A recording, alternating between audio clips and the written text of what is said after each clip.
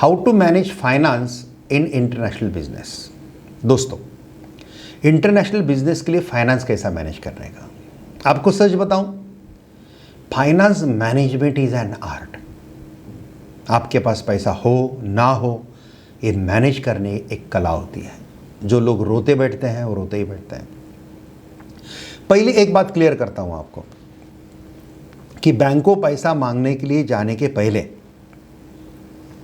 Suppose आपको एक 20 लाख का 50 लाख का ऑर्डर आ गया इंटरनेशनल लेवल का, लेकिन वो 50 लाख आपके पास नहीं है ऑर्डर कंप्लीट करने के लिए,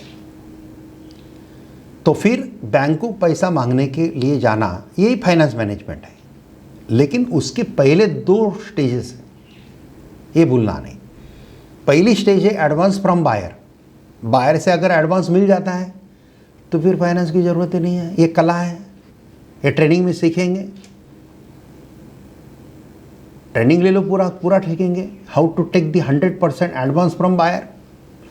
लेकिन बाय चांस बायर एडवांस नहीं देता है, बायर आपको 1 महीने का एलसी देता है। एलसी क्या है, इसका सेपरेट वीडियो मेरा है अलग। एलसी दे देता है तो 1 महीने के बाद पैसा मिलने वाला है।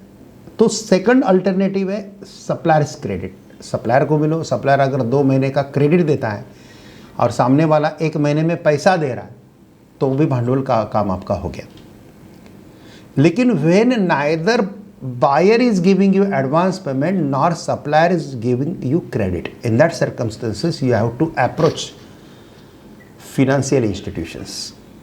और जो बैंक है हमारे देश के, जो एडी बैंक रहती है, ऑथराइज डीलर ऑफ आरबीआई, जो फॉरेन ट्रेड करती है, ऐसे बैंक से आपको ये लोन सस्ते में बहुत अच्छा मिलता है। रेगुलर देश अंतर्गत व्यापार के लिए जो रेट ऑफ इंटरेस्ट रहता है उससे 1.5% 2% कम रेट ऑफ इंटरेस्ट आपको फॉरेन लोन के लिए लगता है, फॉरेन ट्रेड के लिए, इंटरनेशनल ट्रेड के लिए, तो आपको मिल जाता है। तो इसमें प्री शिपमेंट क्रेडिट भी होता है। शिप में माल डालने के पहले आपको पैसे की ज़रूरत है, प्री शिपमेंट क्रेडिट। इसमें आपके पास ऑर्डर है तो बैंक के पास जाओ, बैंक इमीडिएट लोन दे देती है। खाली बैंक को आपको सिक्योरिटी अमाउंट देना पड़ता है, सिक्योरिटी देना पड़ता है।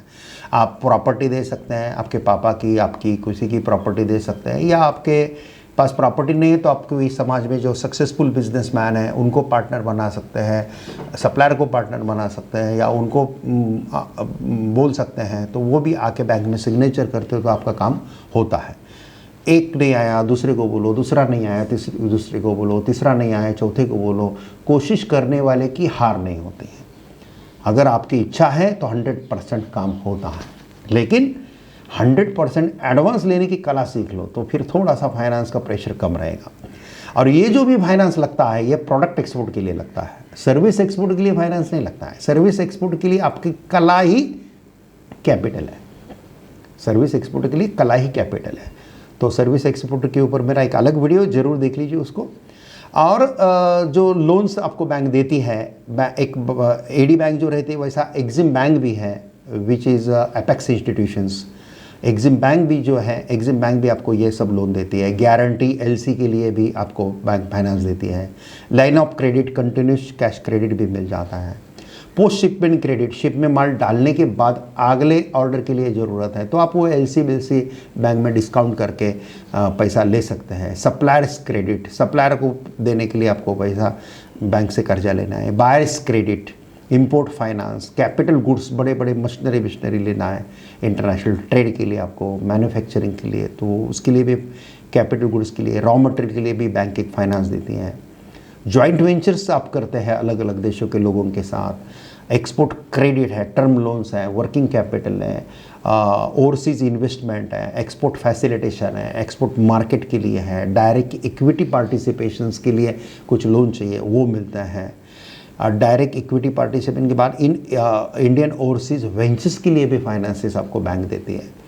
तो ज़रूर आप एग्जिम बैंक इंडिया .in को आप विज़िट कीजिए तो आपको काफ़ी फाइनेंस का नॉलेज इसमें मिल जाएगा।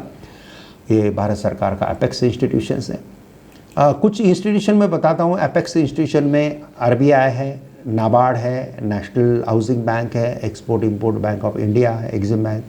कमर्शियल बैंक्स हैं, कमर्शियल बैंक में एसबीआई एंड एसोसिएट्स हैं, नेशनलाइज बैंक है, Allahabad bank, Andhra bank, bank of Baroda, bank of India, bank of Maharashtra, corporation bank, Canada bank वगैरह वगैरह काफ़ी नेशनलाइज बैंक्स हैं। हम ट्रेडिंग में सब हम ये लिस्ट है, सब स्टडी मटेरियल देते ही देते हैं, तो सब मिल जाता है आपको। प्राइवेट बैंक्स हैं, इनसे भी आपको अच्छा लोन मिलता है।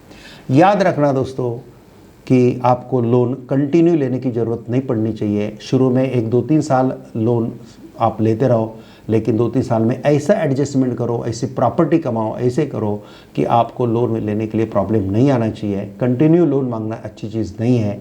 You have to manage the finance. हो सकता है तो आगे फाइनेंस का एक आधा इंस्टीट्यूशन आपका खोल दो, आपकी खुद की फाइनेंस कंपनी खोल दो। ये जज्बा रखो। ऑलवेज कर्जे में रहना ये इंडियन संस्कृति नहीं है। लोगों को कर्जा देना ये इंडियन संस्कृति है।